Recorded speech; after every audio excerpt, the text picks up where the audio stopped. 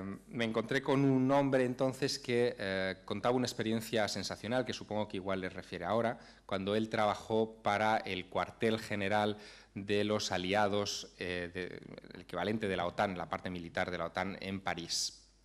Y cuenta cómo él tuvo acceso a un memorándum, a un documento clasificado con un tipo de sello que no se había visto nunca, que se llamaba, bueno, no era top secret, era cosmic top secret, y que en ese documento se hablaba de la presencia de extraterrestres en la Tierra. Bob Dean ha mantenido su testimonio a lo largo de los años, han pasado ya pues muchos años desde aquel primer encuentro y muchos más desde que hizo sus primeras declaraciones. Y hoy ha acudido aquí a esta cumbre europea de exopolítica para seguir manteniendo su testimonio y para presentarnos una conferencia que tiene un título intrigante. ¿Por qué el relato más impactante de la historia humana no ha sido contado jamás? Yo espero que responda esa pregunta y que nos cuente cuál es ese relato más importante de la historia humana. Demos la bienvenida a Robert Dean.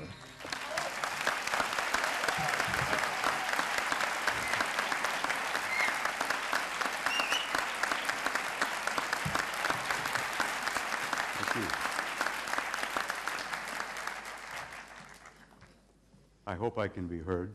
Is this coming through just fine? Yeah. Good. Before I begin, I would like to say a couple of words of deep appreciation for the sponsors and the people who have put this program together. I've been involved in speaking publicly all over the planet and all over the United States. I've been conferences here, I've been at conferences there, and I know how terribly difficult it can be to put a program like this together. And I have to say, I have this respect and admiration for the people who've done this. Most of all, I respect their courage for dealing with a subject like this, where most of the elite leadership and the power groups of the world want this subject to go away. And these courageous young men who have put this together are brave, and they deserve my respect and your admiration. And I want to say I thank you because I know what you've been through.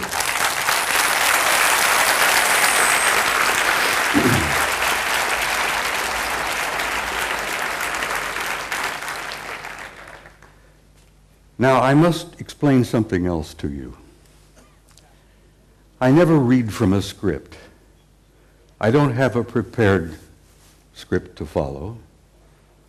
I get up on a stage and I talk to people like yourselves and I kind of wing it.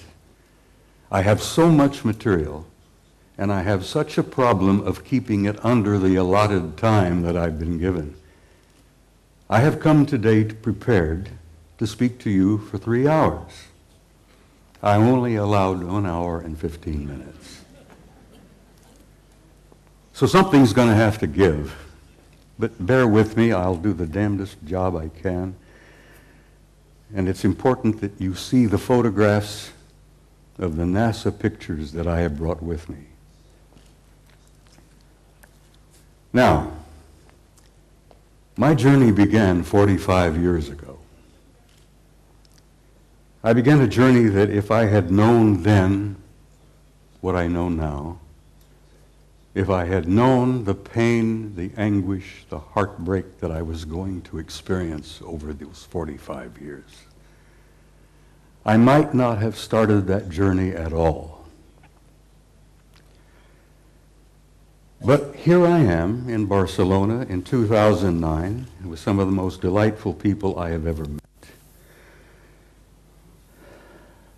And looking back, I find that the journey was worth the effort.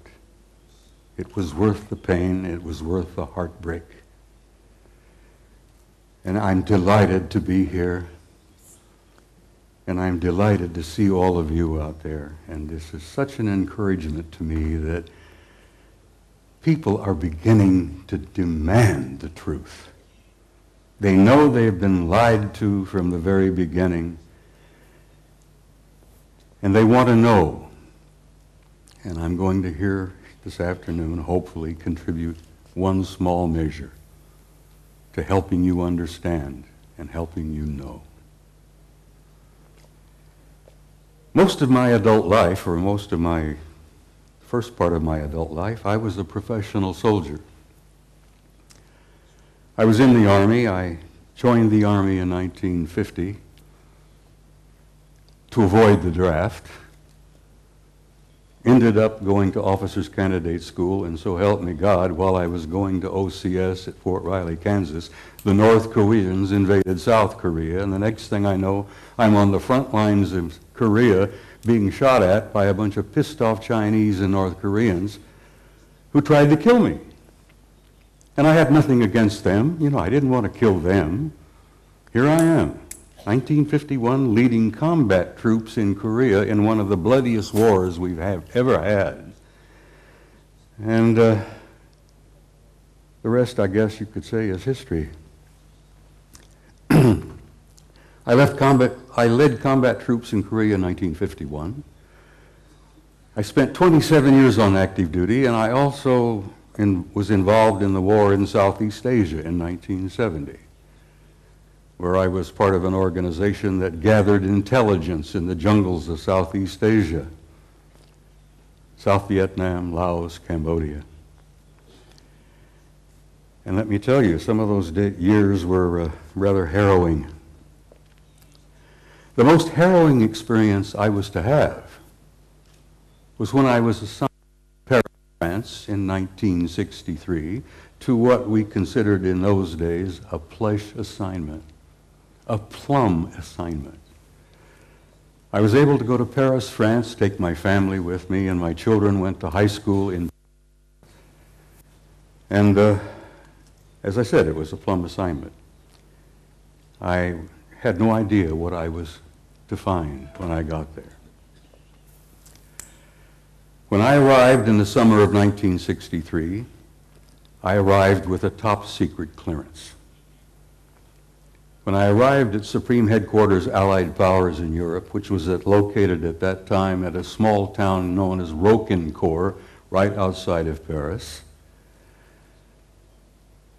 my security clearance was upgraded to cosmic top secret, which was then and still is today the highest level of security classification that NATO has. I had to have a cosmic top secret clearance to work in SHOC, Supreme Headquarters Operations Center, the War Room. I was a senior master sergeant at the time, and when I was assigned in SHOC, I was given the job of maintaining the duty rosters. We worked on a 24-hour basis, day after day after day. And I was given the job of running the duty rosters, and I worked in SHOC. And back in those days, let me tell you, the war rooms were somewhat primitive. You've seen pictures today, I'm sure, of the control centers of most major installations like SAC in Colorado Springs. Everything is electronic. Everything is demonstrated on the wall, extensions just like this beautiful stuff here. Back in those days, we had teletype, we had field telephones, and if we wanted something on the display, we had to go up and take a pin and put it on the wall and show the controllers where this division was, where that Soviet regiment was, and so on and so on. Very primitive. When I arrived in the summer of 1963, I heard rumors about a study that was underway. Now, it interested me because the study was about UFOs. And I was intrigued by that possibility, you know. I was curious about UFOs, had no idea then what they were, what they represented. But we used to discuss this in the SHOC, in the war room. The study was underway. What was it about? What happened? Well, it appears that on the morning of the 2nd of February, 1961, World War III almost began. And it was involved in the flyover of large numbers of circular metallic craft flying in formations, very obviously under intelligent control. and they would fly out of the Soviet sector in the Warsaw Pact toward the west in formation at a high rate of speed, at a very high altitude, and they would turn north over the English Channel, over the southern coast of England, and then they would disappear off of NATO radar over the Norwegian Sea. On that morning of 2nd February 1961, World War III almost began. The Soviets went on red alert. The NATO forces went on red alert. Everybody was, fingers on their triggers, thumbs poised above those red buttons. And World War III was just moments away. Within 20 minutes, it was all over. The objects flew, turned north, disappeared off radar. It was all over. After this event occurred, a British Air Marshal by the name of Sir Thomas Pike, who was the Deputy Supreme Allied Commander in Europe at that time. He was the deputy to my boss, General Lyman Lemnitzer, an American four-star general who was known as SACEUR, Supreme Allied Commander in Europe. Air Marshal Pike says, "I've had enough of this." These objects had been showing up regularly from time to time. And as I said, they almost triggered a war. Air Marshal Pike said, "We're going to have to come to terms and find out what the hell is going on here.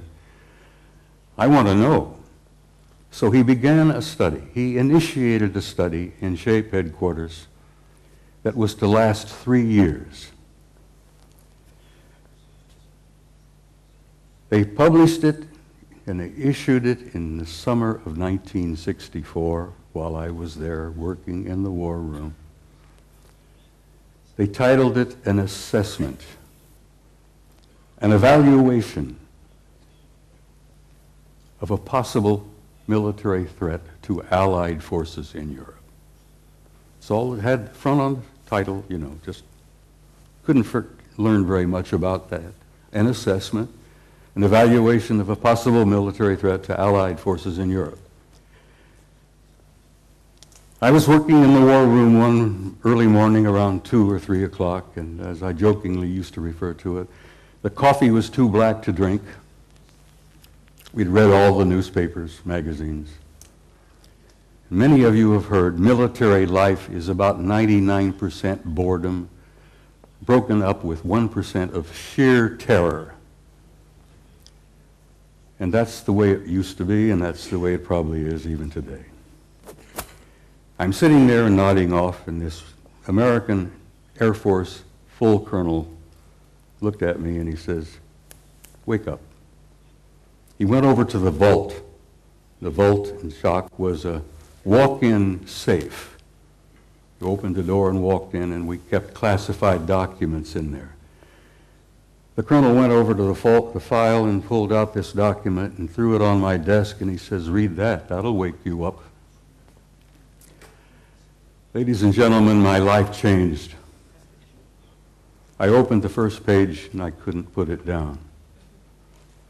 I read and read and read, and I read it every time I was on duty in the war room.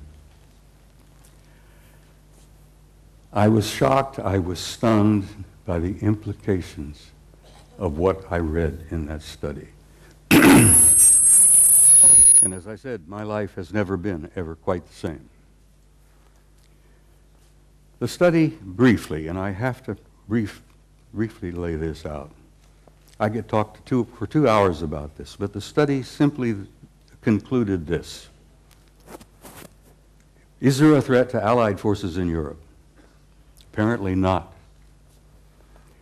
They concluded that the planet Earth and the human race had been under some kind of survey or observation going on for hundreds, if not thousands of years. They concluded in 1964 that there were at least 4 different groups coming here, observing us, surveying us, analyzing us, closely watching us, what we were up to, what we were doing. They concluded that there did not appear to be a military threat involved, because the repeated demonstrations of incredibly advanced technology demonstrated to us that if they had been hostile or malevolent, there was absolutely nothing we could do. If they were evil in their intent and they were hostile toward us, it would have been over a long time ago. So, the conclusion was there were 4 different groups involved. They had been coming here for a very, very long time. Apparently, they were not malevolent or hostile. The question was, what the hell are they doing here? Why are they here? And why are they interested in us? Well, they did not know in 1964 what their agenda or their motives were, and I will tell you honestly and frankly that even today, our authorities, our senior military, our national security people, still don't totally grasp what their motives are, what their agendas are. Well, this study in 1964 was simply a beginning for me. As I said, I was never quite be the same again. As I jokingly say, I used to be a normal human being. And after I read that study and launched on my 45 years of research, I lost all aspects of normality. I will be frank and tell you that over the years of my study and the material that I've learned and gathered has brought about in me a complete destruction of my old world view, my old world paradigm, the world view that I held since I was a kid, growing up. Everything made sense, I knew why we were here, where we were going, what was taking place. After I spent 45 years on this, it all collapsed around my knees. That was the destructive aspect of my personality. That was the part that changed me completely from the kind of human being that I had been before and to the kind of human being I am today. Ladies and gentlemen, I'm totally alienated. No pun intended. I've said in a couple of interviews and briefings and such, I have had for many, many years, a love-hate relationship with the human race. One moment I love you, the next minute I hate your guts. One minute I adore you for your potential and the beauty of your music and your literature and your art, and the next minute I'm saying, to hell with all of you, blow them up, let them blow themselves up, clean the planet off, get rid of them. It's part of the struggle of having lost your old world view when your old paradigm collapses around your knees. So the man standing in front of you here today is literally a human wreck as compared to what I used to be. But I feel pretty good about it. I lost all my old illusions. I opened my eyes and I saw the future. And I'm very happy about what I've seen. I've learned over the years from infinitely a variety of sources here, there, and everywhere. I didn't retire from the Army until 1976, and I kept my top secret clearance up until that moment. After I retired, I went to work for the Federal Emergency Management Agency and worked another 14 years for the U.S. government, where I had a top secret clearance. So I have a total of 41 years of federal service, you might say. But I've learned things over the years that literally still today stun me and shock me. I've learned that the human race is a hybrid race. I've learned that we are not merely alone. We have never been alone. We have had an intimate interrelationship with advanced extraterrestrial intelligence from the beginning of our history. And let me tell you that that intimate interrelationship is still going on. This one race in particular apparently re-engineered us as a species about 200,000 years ago. What we are here today as what we call Homo sapiens sapiens, you're an engineered creature. Your genetics has been manipulated. You're not the same that you were, and you are not the same of what your children and grandchildren and great-grandchildren will be in the next 100 years. The human race is going through a transition. And it's more than a transition. It's what I have learned to be a transcendent transformation into a new race, into a new future. And your descendants will be as different from what you are here today as what you are from old Australopithecus 500,000 years ago. That's not something to be afraid of, something to look forward to. You're growing, you're developing, you're becoming a new race, you're becoming a new species. Your grandchildren, your great-grandchildren, and your descendants on in the next century or two have a destiny in the stars. Don't you doubt that for a minute. This species, this race, this troublesome bunch of monkeys has a destiny in the stars. And we are a part of this infinite universe filled with intelligent life. And we have been from the beginning, but we're only now beginning to wake up and see it. Only now are we beginning to open our eyes and listen with our ears and look out there and say, all right, where have I been? What am I now? Where am I going? As I said, your destiny is in the stars. Your generations to come, your descendants, your grandchildren, great-grandchildren, will go out there and they will claim their rightful place in a universe filled with intelligent life. Your place out there belongs to you. You have a right to that, and you will claim it. There is so much to talk about. I've got some slides I have to share with you. Would you gentlemen please put the first picture up on the screen?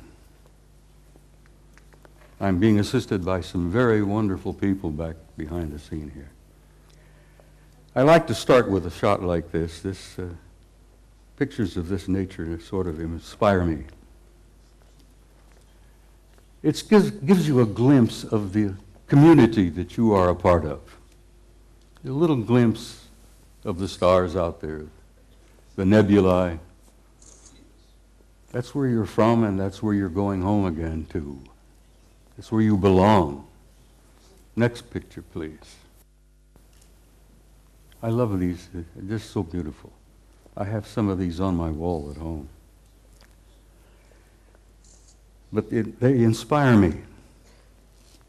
I look at them and I have a sense of recognition that I've been there before. And I know that I'm going back. But something happened in my country over the last few years that I'm very, very troubled by. Just last week, the United States celebrated the 40th anniversary of putting a man on the moon. And we went through this whole hoop-de-doo of patting ourselves on the back and think, gee, wasn't that neat? Armstrong, Aldrin, Collins up there in orbit. On the moon. Aren't we great people? Aren't we magnificent? Look what we did. Well, let me tell you a couple of things that they did that you may not have ever heard about before. They took the few pictures they had it all televised, everybody, Walter Cronkite and all of them were looking out, golly gee, isn't this great? Isn't this neat? We got a couple of guys on the moon. Ladies and gentlemen, my government, NASA, NASA, which many of us in the United States say stands for never a straight answer,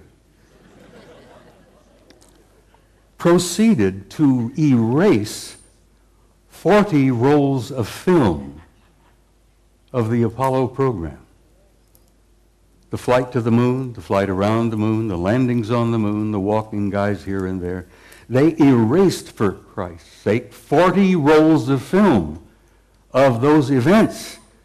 Now, we're talking about several thousand individual frames that were taken that the so-called authorities determined that you did not have a right to see. Oh, they were disruptive, socially unacceptable, politically unacceptable. I become furious. I'm a retired command sergeant major. I was never famous for having a lot of patience. The idea when I found out that they had erased 40 rolls of film involving several thousand individual shots about what really happened up there, I became so furious that I could have punched the director of NASA in the nose. I try to be, I'm not a dangerous man. I like to tell people that, like Henry Higgins in My Fair Lady, I have the milk of human kindness by the quart in every vein. So I really am a gentle man. But I have the capability, the potential of being rather dangerous and violent. And these lies and these cover-ups that I've learned about firsthand over the years literally infuriate me. And I hope it infuriates you, because these authorities, these nitwits in high positions of power, who are proceeding to spend all the money that the American people make for their own use, for their own private programs, and then lie through their teeth about what the truth really is. Well, thanks to the idea that there were a few employees in NASA 40 years ago, even today, there are some good people working there, decent people, honest people. I have some film that they preserved that was not destroyed. Gentlemen, put up the next picture for me, please.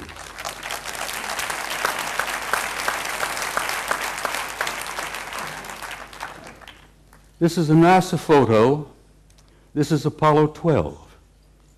Apollo Systems 12, roll number 50, negative number 7348. They were flying over the moon before they landed. They went into orbit around the moon. As many of you, I'm sure, you know the system, you know the procedure. They went into orbit around the moon, and while they were there in orbit around the moon, a number of anomalous artifacts began showing up, showing interest in them. Next picture, please. This picture was taken by Neil Armstrong.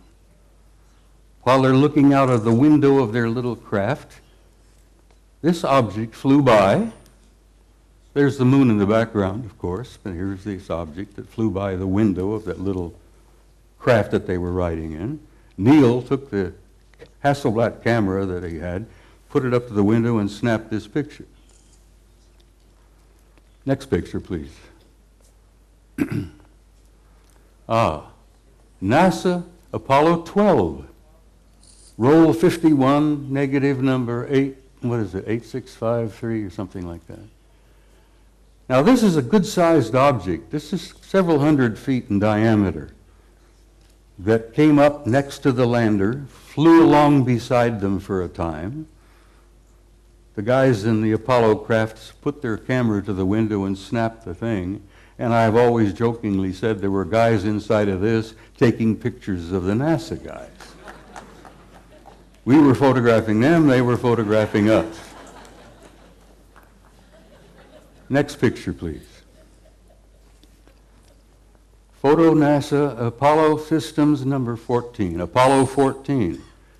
Roll 70, negative, what is it, 9837, I think, or 8837, I can't read it. This is the Landsberg crater on the moon. The guys in orbit above the moon were particularly fascinated by Landsberg. They had been given a special assignment to take pictures of Landsberg because the crater, which they designated as Landsberg, had things going on in the crater that were very anomalous. There was a construction going on. There were enormous facilities in the middle of the crater up there. So they were specifically designated and assigned to photograph Landsberg to see if they could figure out what the hell's going on down there in the crater on Landsberg. While they were looking at Landsberg, this object happened to express interest in them and flew by.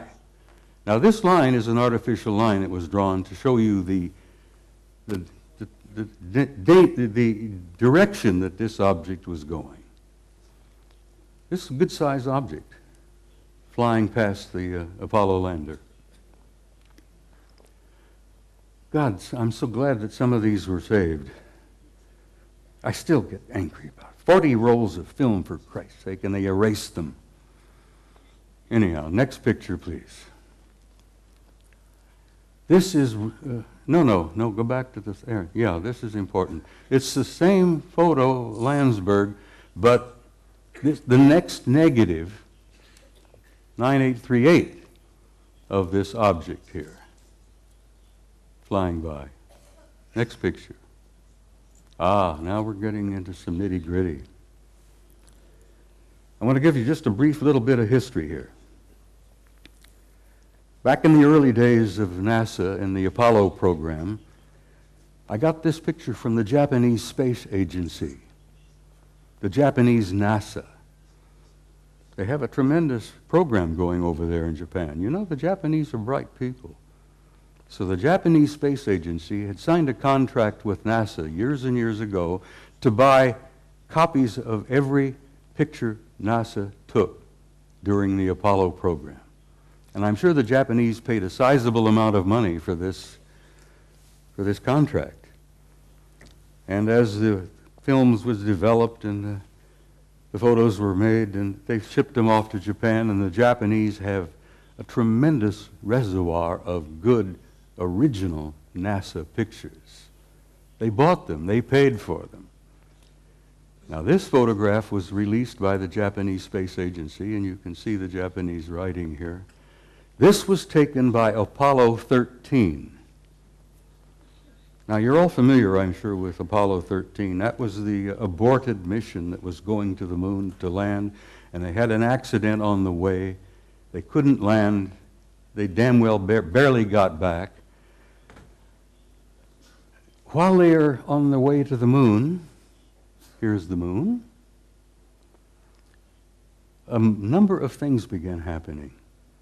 Some strange objects were appearing outside the windows of the spacecraft.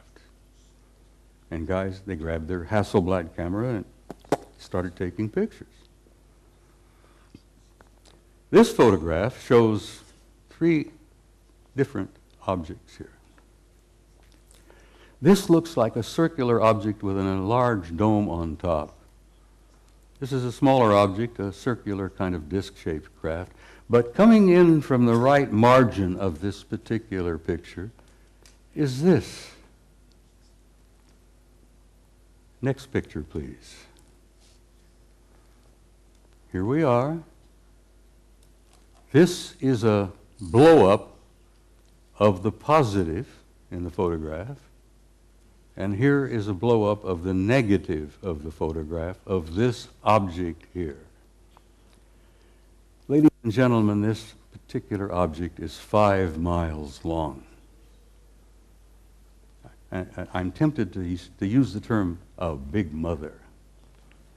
No pun intended, but you know, it appears to be a mothership. It's gigantic.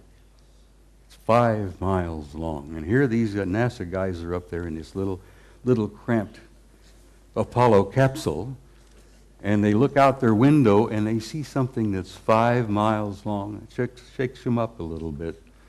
When they got back to NASA with these pictures, that shook them up a hell of a lot. Next picture, please. This is the next sequence. Here this large mother has moved into the middle of the frame, and something else has shown up over here, which has been estimated to be 2 miles long. But this really upset the guys. I've never been able to find out which one of the 3 Apollo members of the Apollo 13 crew would admit to ever having taken these pictures. Because as you know, the Apollo astronauts were threatened with their lives. I kid you not, they were threatened seriously. They even threatened their families if they ever divulged any of the information that they knew. Next photo, please. Yeah, here we are. Here's the big mother. Here's the other one, 2 miles long. Here's the picture of the positive. This is the negative.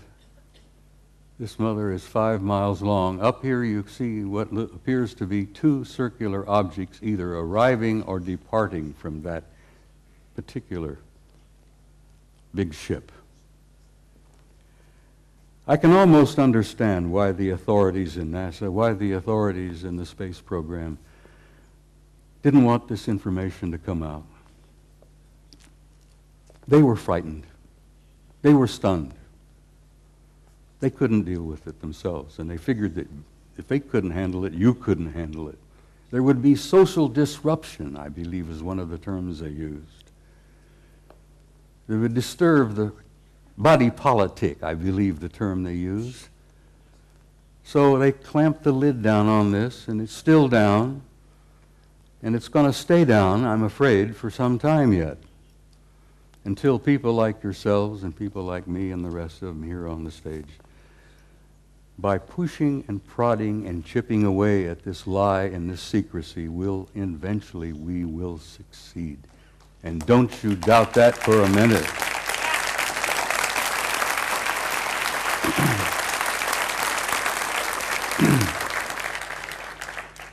Now I'm in for another photograph that I think will shock you some. In 1980, NASA, never a straight answer, launched the Voyager program to Saturn. They launched this little mechanical spaceship filled with cameras and film and so on. Wanted to go to Saturn because something had been going on in the rings of Saturn, around the moons of Saturn, that didn't make a lot of sense. Some anomalous events were taking place in Saturn, near Saturn, at Saturn.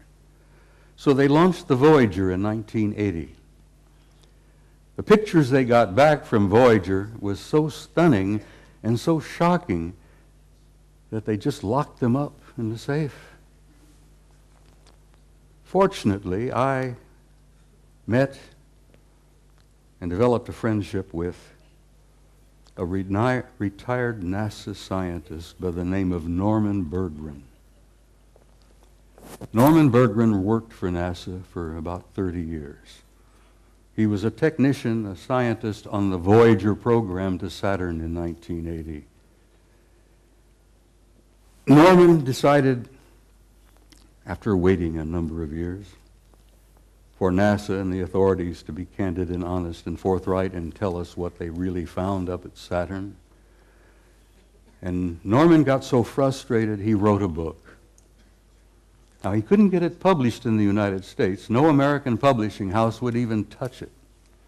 Norman Berggren had to go to Scotland, for God's sake, to Aberdeen to get his book published. And he published it. He did succeed. He got his book.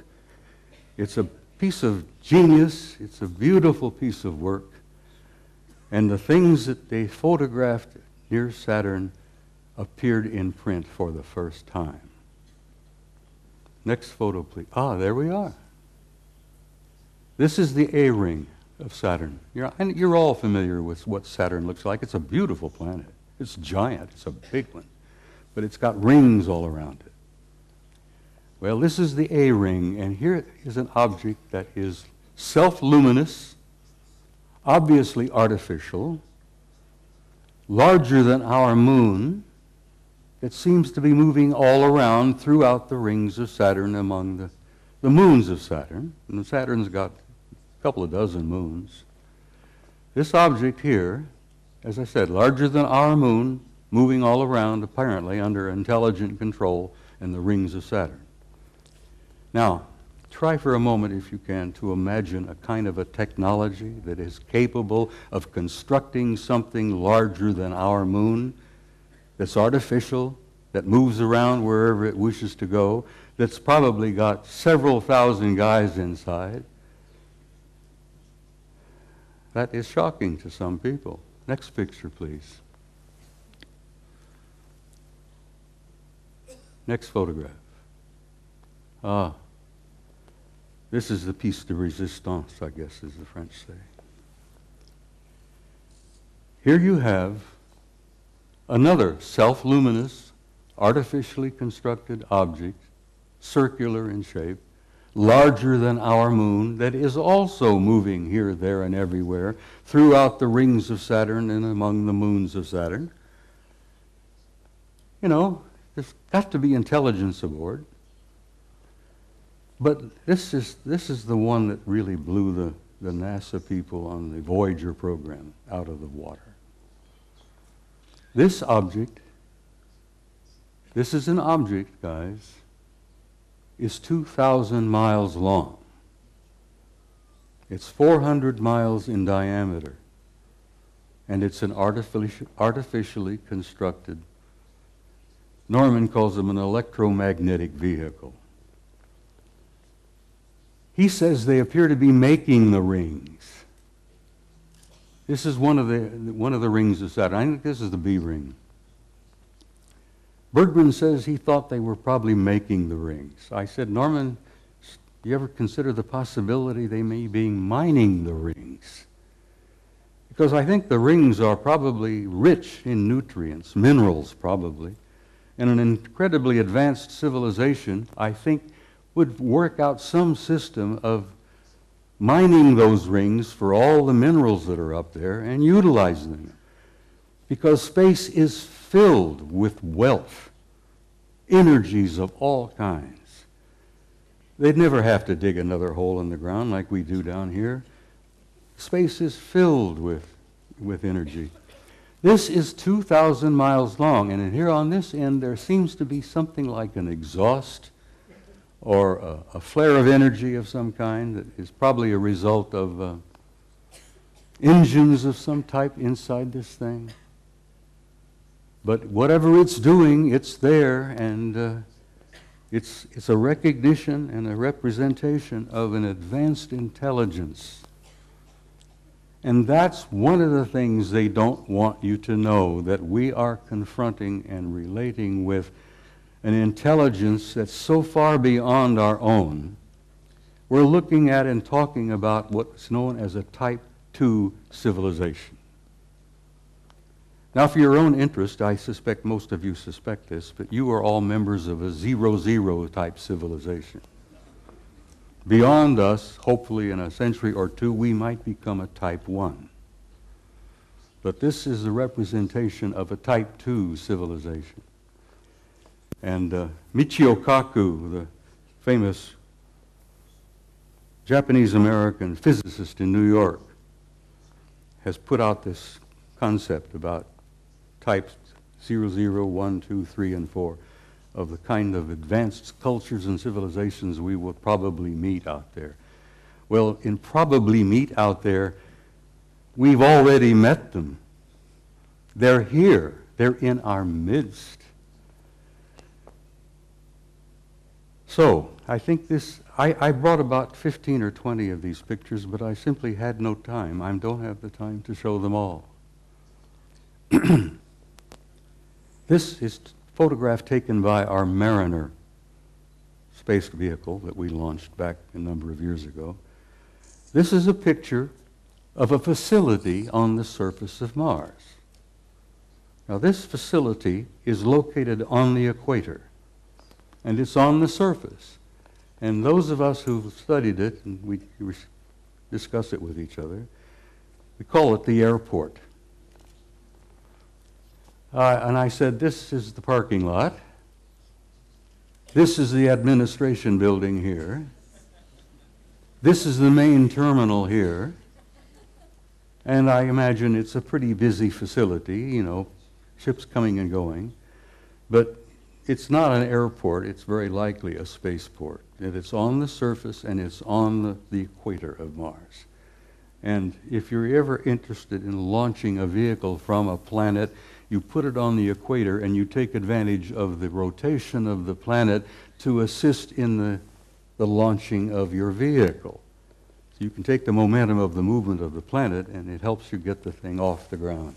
So it's exactly on the equator, it's on the surface, and it's massive in size. So maybe that is the parking lot, I don't know.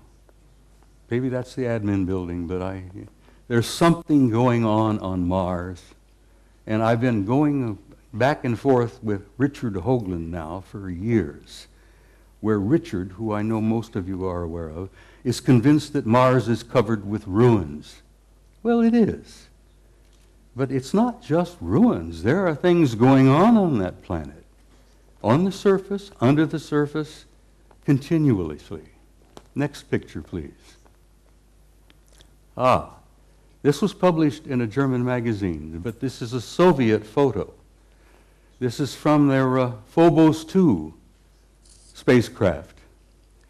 This is a city under the surface of Mars that is the size of Chicago.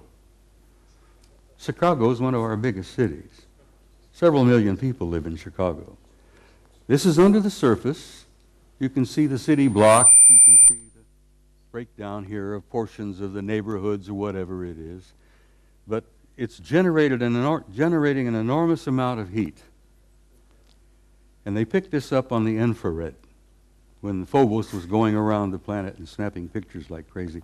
And the Soviets were pretty open about releasing some of their photos, contrary to the United States, where lying has become a fine art. Don't get me started on my politicians here. Phobos 2, the city on Mars, under the surface. You can see the streets, Broadway, First Avenue, whatever, you know. People have said, well, who is there? And I says, for God's sake, it's the Martians who are there. What a silly question to ask. Who's there? Next photograph, please. Now, I love this picture. I'm in love with this lady. Your ancestors and mine called her Gaia. She was feminine. She was a goddess. She was sacred. This beautiful lady has a respiratory system. She has a circulatory system. And she has a heart. And she's our source of life on this planet. We needed her. We need her now. We wouldn't be here if it were not for her. You talk about holy lands, Mecca, Jerusalem, here, there, everywhere. That is the Holy Land, people. That beloved planet that we are home.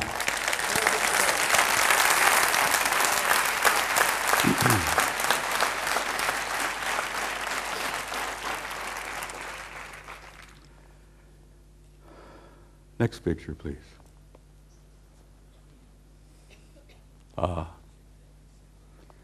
I spoke to you earlier about the fact that your grandchildren and your great-grandchildren and so on, and the generations yet to come have a destiny in the stars. And in time, they will go out there and claim their rightful place in that infinite community of life. And you can believe that and you can accept that with an assurance and a truth that goes beyond doubt. The destiny of this species and this race, this troublesome clan of monkeys, is in the stars. and there is your destiny. And I want you to understand that and have some hope. And don't get depressed, because you're going to be undergoing some very difficult times in the few years yet ahead. We're going through this transition, this transformation, this transcendent transformation into another species, into another race. And if you remember your own adolescence, it was a painful time. The species, the race, is going through adolescence. But we're not alone. We're being helped. We have family out there that's helping us. And they've been helping us for a long time. They've been trying to encourage us and nourish us and try to point the right direction for us to go, because we are troublesome adolescent children. And we are going through that transformation. But my point is that there is no doubt about the inevitable destiny and truth of the human race. Now, I want to quote something from you, if you'll bear with me here. One of my favorite authors, poets, was a man I've admired for years, Count Leo Tolstoy. Tolstoy said that there is something in the human spirit that will survive and will prevail. That will survive and prevail, and that there is a tiny and brilliant light burning brightly in the heart of man that will not go out no matter how dark the world becomes.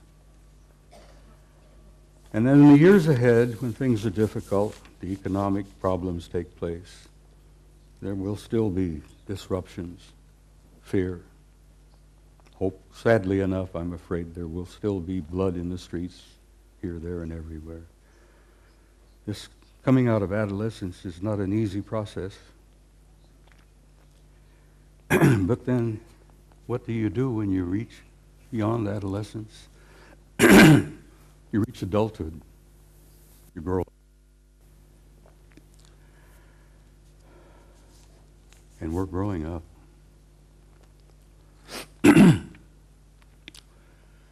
Well, ladies and gentlemen, my journey's coming to an end. But for many of you out there, your journey has just begun. And I want to say something to you before I leave the stage this afternoon.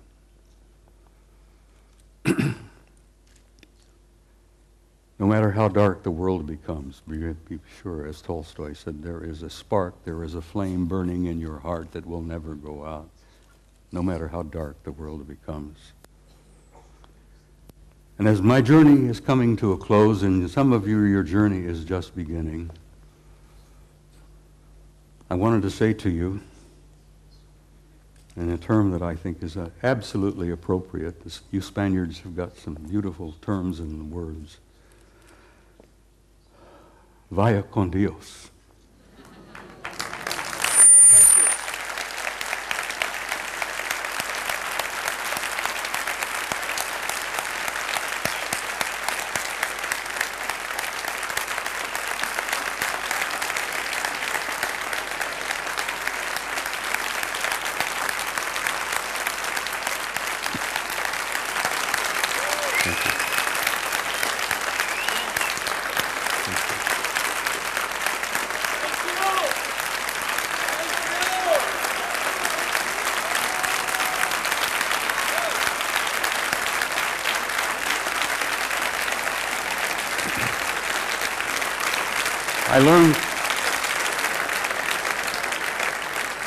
I learned this term in Italy. I've never been to Spain before. Italy is one of my places that one of my favorite places. I love the Italians. Now I'm learning to love the Spaniards. In Italian, I learned to say this, and I will say it to you, and I understand you know the meaning because it's very similar. In closing, I want to say to you all, ti amo. Good night.